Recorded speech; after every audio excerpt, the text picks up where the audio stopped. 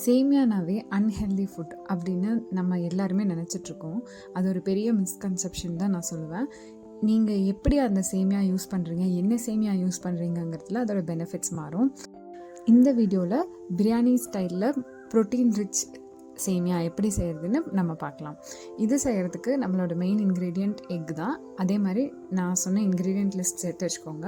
More or less பிரியாணிக்கு தேவையான எல்லா இன்க்ரீடியண்ட்ஸும் தான் இந்த டிஷ்க்கும் தேவையானது.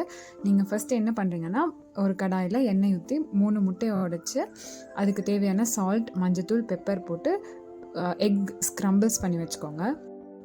நம்மளோட ப்ரோட்டீன் ரெக்குவயர்மெண்ட்டுக்கு எக் ஸ்க்ரம்பிள்ஸ் ஆட் பண்ணுற மாதிரி நீங்கள் ஃபைபர் இன்டேக்காகவும் விட்டமின்ஸ் மினரல்ஸ் இன்டேக்காகவும் கேரட் பீன்ஸும் ஆட் பண்ணிக்கலாம். கேரட் பீன்ஸ் ஆட் பண்ணி செஞ்சாலும் நல்லாயிருக்கும்.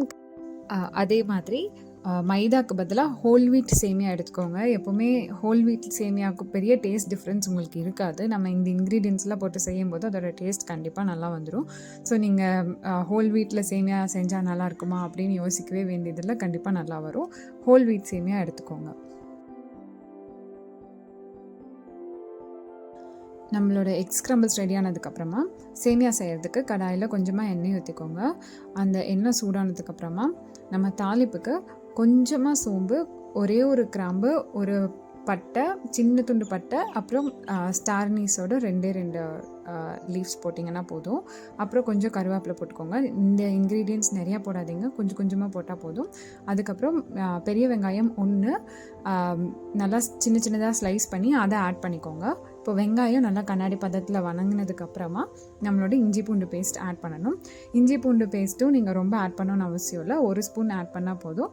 பெரிய பூண்டாக இருந்துச்சுன்னா ஒரு 3 பல் பூண்டு, ஒரு சின்ன துண்டு இஞ்சி போட்டு நீங்கள் நல்லா ஸ்மாஷ் பண்ணி ஆட் பண்ணிக்கோங்க. அப்படி இல்லை இஞ்சி பூண்டு பேஸ்ட் ரெடிமேடாக இருக்கிறது கூட ஆட் பண்ணிக்கலாம். அது 1 ஸ்பூன்.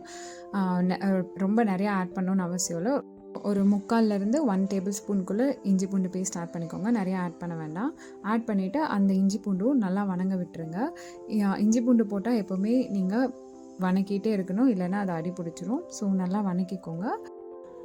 இஞ்சி பூண்டு வணங்கினதும் 2 பச்சை மிளகா கீரி போட்டுக்கோங்க. அது கூட ஒரு தக்காளி ஆட் பண்ணிக்கோங்க. தக்காளி நல்லா வணங்கணும்.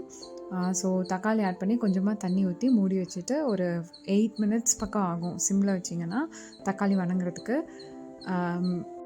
கேரட் பீன்ஸ் போடுற மாதிரி இருந்துச்சுன்னா தக்காளி, கேரட் பீன்ஸ் எல்லாமே போட்டுட்டு மூடி வச்சுருங்க. தக்காளி வணங்காது இந்த டைமில்.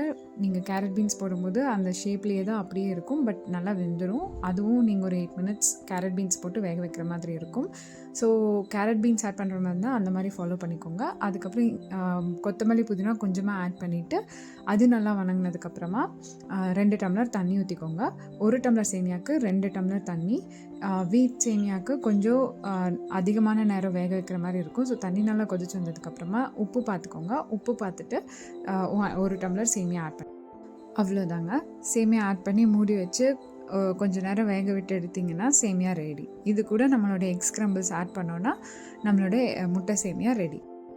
நீங்கள் கேரட் பீன்ஸ் ஆட் பண்ணி செய்யும் போது உங்களுக்கு குவான்டிட்டி கொஞ்சம் ஜாஸ்தியாக வரும். அதே மாதிரி உங்களோட சேமியா இன்டேக் கம்மியாகும். ஏன்னா எல்லாமே ஒரே டிஷ்ஷில் நம்ம 1 பாட்டில் சமைக்கிறங்காட்டி கேரட் பீன்ஸ் ஆட் பண்ணும்போது உங்களோட சேமியா இன்டேக் கம்மியாகும். உங்களுக்கு அதே மாதிரி எக்ஸ் ஆட் பண்ணும்போது ப்ரோட்டீன் உங்களுக்கு அதிகமாக கிடைக்கும். நீங்கள் நார்மலாக சேமியா சமைக்கும் போது கூட கேரட் பீன்ஸ் ஆட் பண்ணி சமைச்சிங்கன்னா டேஸ்ட்டும் நல்லா தான் இருக்கும். ப்ளஸ் உங்களுக்கு சேமியா இன்டேக் கம்மியாகும், ஏன்னா கேரட் பீன்ஸும் அதில் இருக்கிறங்காட்டி. இந்த முட்டை சேமியாவுக்கு பெஸ்ட்டு சைட் டிஷ்னு பார்த்திங்கன்னா தயிர் பச்சடி. கண்டிப்பாக தயிர் பச்சடி வச்சு சாப்பிட்டு பாருங்கள், ரொம்ப பிடிக்கும் உங்களுக்கு.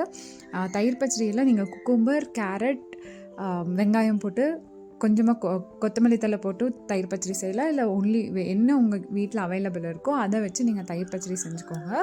தயிர் பச்சடி இதுக்கு நல்லா மேட்ச் ஆச்சு. நாங்கள் குக்கும்பர் இருந்தங்காட்டி குக்கும்பர் வச்சு தயிர் பச்சடி செஞ்சு சாப்பிட்டோம். ரொம்பவே நல்லா இருந்துச்சு. இந்த வெயில் காலத்தில் வெள்ளரிக்காய் மாதிரி ஒரு சிறந்த உணவு எதுவுமே கிடையாது. வெயில் காலம்னு இல்லைங்க, எந்த காலமாக இருந்தாலும் வெள்ளரிக்காய் நீங்கள் ரெகுலராக சாப்பிட்டு வர்றது ரொம்பவே நல்லது. அதுவும் தயிர் கூட மிக்ஸ் பண்ணி சாப்பிட்றது அதோட பெனிஃபிட்ஸே ரொம்ப அதிகமாக இருக்கும்.